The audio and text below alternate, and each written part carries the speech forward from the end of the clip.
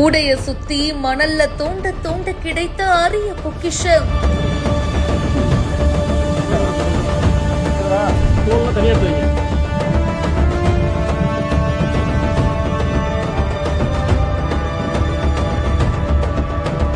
இத கண்ணும் கருத்துமா பாத்துக்கணும்.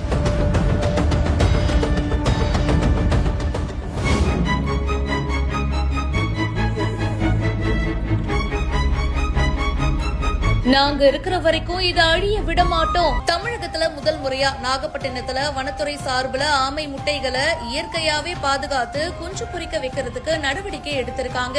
ஆமை முட்டையிட்ட இடத்துல மூங்கில் வகைகள் வச்சு மூடி பாதுகாக்கிற ஒரு புது டெக்னிக்க யூஸ் பண்ணிருக்காங்க. 150 சென்டிமீட்டர் நீளம் இருக்கிற மூங்கில் வலைய கொண்டு ஆமை முட்டையிட்ட இடத்தை மூடி வச்சிருக்காங்க. 30 சென்டிமீட்டர் ஆழத்துக்கு குழி தோண்டி முட்டை இடுது. முட்டையிட்ட இடத்தை சுத்தி சுமார் 50 சென்டிமீட்டர் ஆழம் வரைக்கும் மண்ணுக்கு அடியில புதைக்கப்பட்டு வெளியே 100 சென்டிமீட்டர் தெரியும்படி இந்த மூங்கில் வலைகள் அமைச்சிருக்காங்க. 8 ஆமைகளுடைய முட்டைகள் முட்டையிட்ட இடத்திலேயே பாதுகாக்கப்பட்டிருக்கு. ஒரு கூட்டுல 151 முட்டைகள் வைக்கப்பட்டிருந்துச்சு.